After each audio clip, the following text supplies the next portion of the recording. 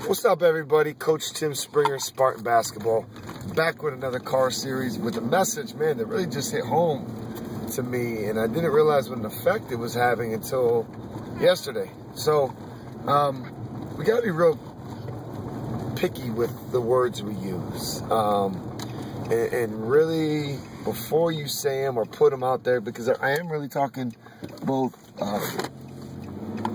verbally, as if you're in a conversation with someone face-to-face, but also where we put things online, especially social media. And I think social media is even more specific in what we need to pay attention to, because things are always perceived the way they are meant to be said. And a lot of times we can put something out there, or we could say something, and, we type fast, and we, punch it in our phone and send it, usually without thinking. And sometimes it may come off the wrong way to the wrong person. And that's not really a good, obviously it's not a good thing, because that means your communication isn't where it needs to be. Especially online, though, because it's open for the world to see, and, you don't want many mistakes to happen. And I know this personally because it happened to me. I put a post about various things, but I used the wrong wording, and it basically came off sounding like I've been a coach for NBA and WNBA teams, which is not the case, and I'll be glad to honestly admit that, because it's not the truth. I don't believe in lying to fabricate my accomplishments or anything of that nature.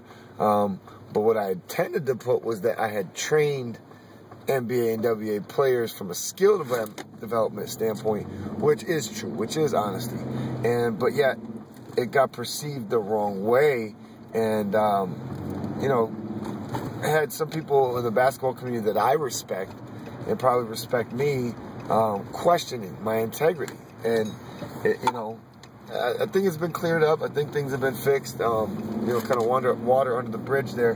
But, it's important, because one little small post like that could have ruined a lot of very good relationships that I've worked hard to have with in the basketball community. And, that's what I'm saying about, you got to be very careful and choose your words wisely. Don't just punch it in the phone and send it real quick.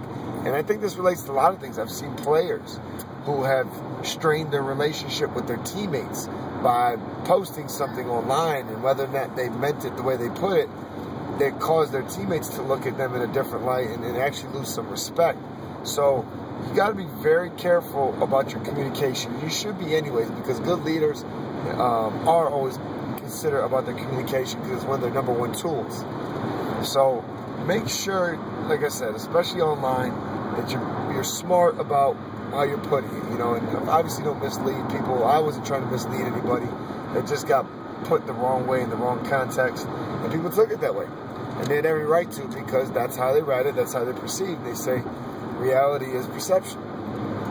So, one, I apologize to anybody that I did mislead. If anyone does feel I was trying to fabricate something for credibility or anything of that nature, that was not the case. I do not believe in fabricating anything I've accomplished for the sake of credibility or to make a sale or to anything of that nature. I don't think that's necessary. I've worked very hard to be where I'm at. I work very hard still to continue to grow, and I think my work speaks for itself.